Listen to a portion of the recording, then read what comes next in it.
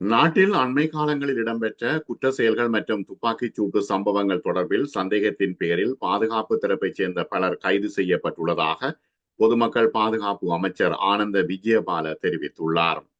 கைது செய்யப்பட்டவர்களில் ராணுவ மேஜர் ஒருவர், ஏனைய தரங்களில் உள்ள 6 அதிகாரிகள், ஒரு போலீஸ் அதிகாரி மற்றும் ஒரு சிவில் பாதுகாப்பு அதிகாரி ஆகியோர் உள்ளடங்குவதாக அமைச்சர் தெரிவித்தார். பாராளுமன்றத்தில் நேற்று முன்தினம் இடம்பெற்ற கிளீன் ஸ்ரீலங்கா திட்டம் தொடர்பான விவாதத்தின் பொழுது அவர் இதனை கூறினார். கடந்த செப்டம்பர் 23 முதல் இதுவரையான காலப்பகுதியில் நாட்டில் இடம்பெற்ற குற்றச் செயல்கள் தொடர்பில் அவதானம் செலுத்தினால் இராணுவத்தைச் சேர்ந்த ஒருவர், இருவர் இதில் தொடர்பு பட்டுள்ளனர். இந்த தினங்களில் இராணுவ மேஜர் ஒருவர், ஏனைய தரங்களில் உள்ள 6 அதிகாரிகள், ஒரு போலீஸ் அதிகாரி மற்றும் ஒரு சிவில் பாதுகாப்பு அதிகாரி ஆகியோர் கைது செய்யப்பட்டுள்ளனர்.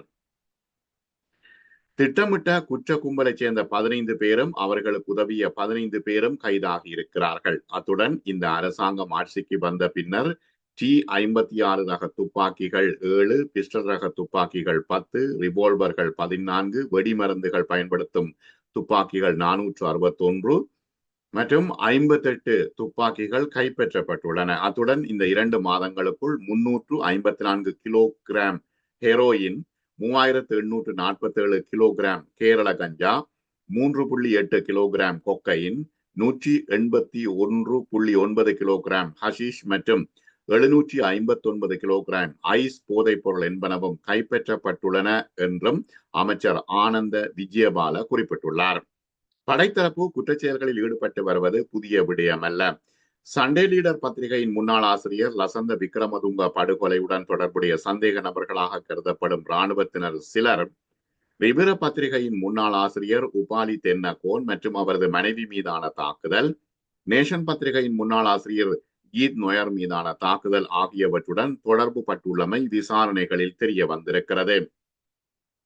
அதில் தாக்குதலுக்கு அல்லது குற்றச்செயலை அரங்கேற்றுவதற்கு முன்னர் ஒரு தனிப்படை குறித்த இலக்கு வைக்கப்படும் நபரை வேவு பார்ப்பதும், தாக்குதலை மற்றும் ஒரு தனிப்படை நடத்துவதும், அதன் பின்னர் புரிதொரு குழு சாட்சியங்களை அளிக்கும் நடவடிக்கையில் ஈடுபட்டுள்ளதாகவும் இதுவரையிலான விசாரணைகளில் இருந்து தெரிய வந்திருக்கிறது. அதே சமயம் வெளிகந்த நாமல்கம பிரதேசத்தில் தொல்பொருள் அகழ்வு முயற்சி அல்லது குற்றச்செயல்களில் ஈடுபட்டதாக சந்தேகத்தின் பேரில் கடந்த வருட இறுதியில் இராணுவத்தினர் 2 உட்பட 11 பேர் கைதானதுடன் 3 மோட்டார் வாகனங்கள் மற்றும் ஒரு கேப் வண்டி என்பனவும் கைப்பற்றப்பட்டுள்ளன.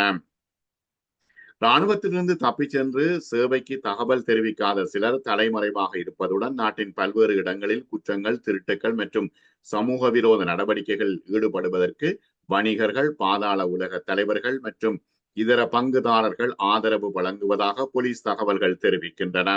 அத்தோடு சில மதகுருமார்கள் அல்லது அரசியல் அதிகாரங்களை பயன்படுத்தி அவர்கள் குற்றச் செயல்களில் ஈடுபட்டிருக்கிறார்கள்.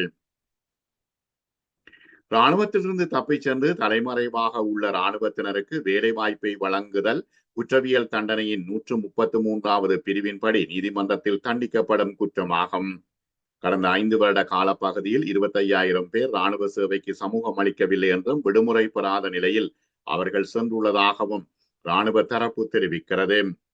கடந்த காலங்களில் மேல் மற்றும் தென் மாகாணங்களில் மக்களை கொலை செய்வதற்காக துப்பாக்கி ஏந்தியவர்களாகவும் மோட்டார் சைக்கிள் ஓட்டிகளாகவும் பயன்படுத்தப்பட்டவர்களில் பெரும்பான்மையினர்கள் எந்தவித அறிவித்தலுமின்றி சேவைக்கு திரும்பாத இராணுவத்தினர் என்றும் தெரிய வருகிறது.